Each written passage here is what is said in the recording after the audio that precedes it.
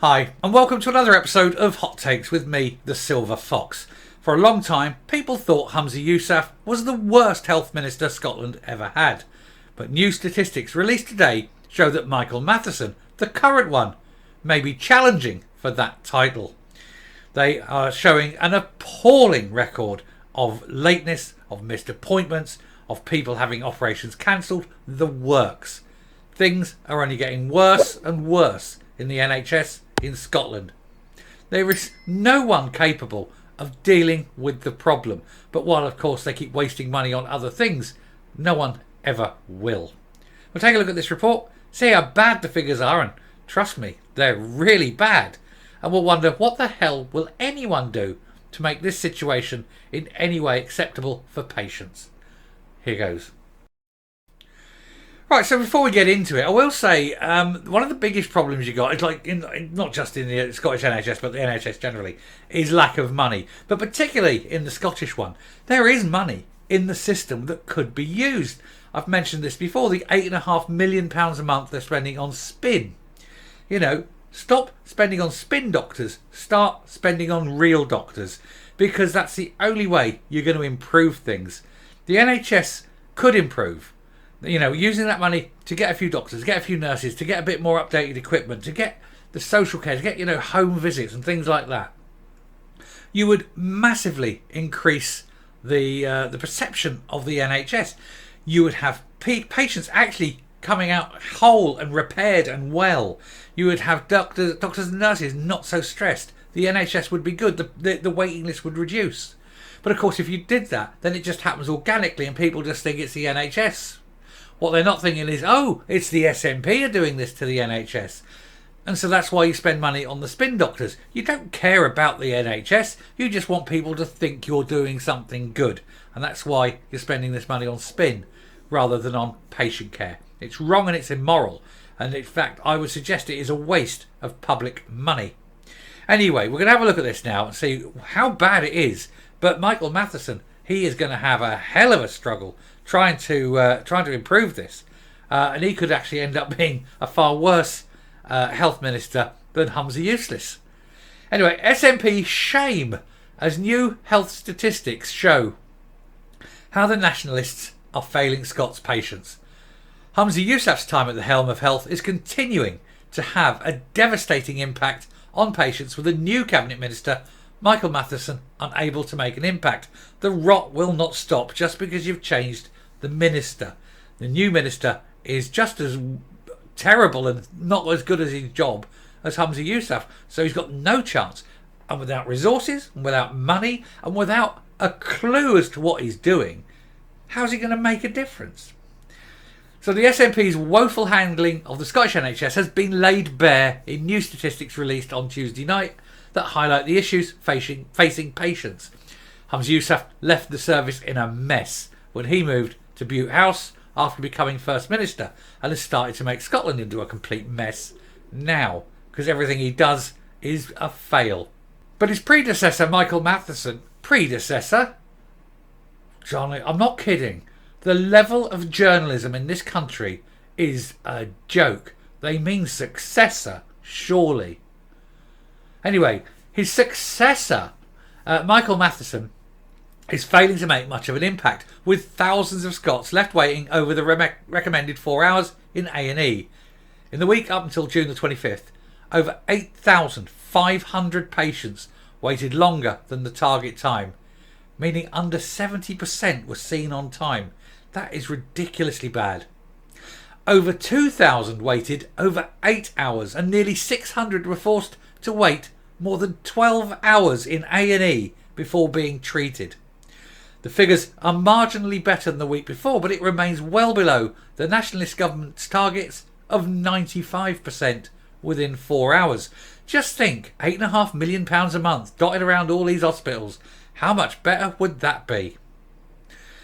The figures also showed that while May's figures were the best in 11 months, even then, just 71.3% were seen on time. And that was the best they'd managed to do. It's pretty bad, isn't it? In fact, it's scandalous. Let's be honest, it's scandalously bad. The latest monthly figures from Public Health Scotland showed 2,003 surgeries were cancelled within 24 hours notice in May.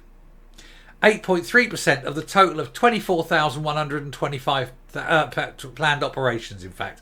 So getting on, over 8% of all operations cancelled with less than 24 hours notice. Of all the planned operations in May, 734 were cancelled by the hospital on clinical grounds, while 730 were cancelled by the patient. I mean, so I can get the patient cancelling because they've probably seen the hospital and gone, oh, geez, I don't want to go in there, But even so, that is a lot of cancellations. 475 were cancelled by the hospital due to capacity or non-clinical reasons, and that's a 22% increase when compared with April, and a further 64 were cancelled for other reasons. Scottish Labour Health spokesman Dame Jackie Bailey, MSP, of course, yes, Dame Jackie now, said too many patients were being failed because hospitals simply cannot cope. Well, of course they can't cope. They can't cope because they haven't got the money. She added, the situation will get worse if a planned strike by junior doctors this month goes ahead. Staff are working tirelessly to keep things going, but they're also being let down by the SNP's disastrous mismanagement of the NHS. When you're putting money into the NHS but directing 8.5 million of it every month into spin, what do you expect? Plus all the other waste, all the terrible waste that they have. Was it the Inverclyde? And they're spending thousands a month spying on the families of patients. Thousands a month that could go in to, hiring a nurse. Is that too much to ask? But no. Got to spy on the families. Anyway, this bleak picture is set to get worse still if the SNP fails to prevent strike chaos from hitting services and driving up waiting lists. The reality is Scottish hospitals cannot afford any more pressure. The SNP must get round the table and agree a fair deal for junior doctors, and I've covered this earlier, so I'm not going to go in too much on the doctoring front there. But just to round it off here, a Scottish Government spokesman said, despite continuing pressures on the system, an average of 714 operations were carried out each day in May 2023, compared to 645 in May 22. Oh, bless. What do you want? A medal? You're carrying out 714. You're cherry-picking some number. Oh, look, we picked this up to there. Oh, operations, yeah. Now, how about, are the waiting lists longer? Yes. Are the number of cancellations growing? Yes. But you choose, we did slightly more operations. It's a joke, isn't it? On A&E waiting times, Dame Jackie said they showed the crisis in our NHS is deepening. She added, the facts are now clear. Michael Matheson has been unable to pull A&E services out of the nosedive that Humza Yousaf plunged them into. Kamikaze. A kamikaze nosedive, because that is not coming out. Nobody is going to be able to repair this. The NHS in Scotland is actually going to collapse. And if the junior doctors do have their strike in a couple of weeks' time, that'll be the end of the NHS in Scotland. It will have to go back into national UK NHS. It's the only way it'll run, and you have to remove that right from the Scottish Parliament. They cannot control it. They must not be allowed to utterly destroy it further. And I shall round off there and come up. Now, I actually firmly believe that even if you can't get rid of devolution in total at the moment, I think the NHS, the health, should be removed from devolution. I think health alone should be de-devolved or undevolved. And the NHS should go back to the UK NHS and have them running it, and have the Scottish NHS completely disbanded as such. You can still keep the health boards in that, but it comes under the auspices of a UK-wide NHS. And that will stop the SNP from withholding funds or forcing funds away from primary healthcare into spin and investigations and spying on people and that sort of thing. And I think that's the only way that the NHS in Scotland is going to survive. The way they're going now, it is going to crash and burn, and it's going to crash and burn very, very quickly. You're going to have the doctor strike, which will put the strain on the system, and then you're starting after that to move into a period where There's going to be a lot of holidays, nurses taking holidays, short staffing. You get back from that, you're starting straight into autumn, and bang, that's when you start getting the autumn illnesses and the winter illnesses. I don't think the NHS is going to survive the winter. I can see it now. We're into the second half of the year already, and you've got so many problems. So much difficulty. I think it needs to actually go straight away back into a national NHS.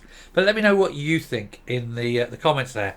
You know, I mean, you might be for it, you might be against it. I don't know. Let me know. Anyway, I shall round off there. Thank you very much. If you like what you hear and see on the channel, do please hit the subscribe button, ring the bell, leave a like, leave a comment, please share the video. And until next time, stay safe, stay well, and remember, it's your NHS. Don't let them fuck it up. And goodbye.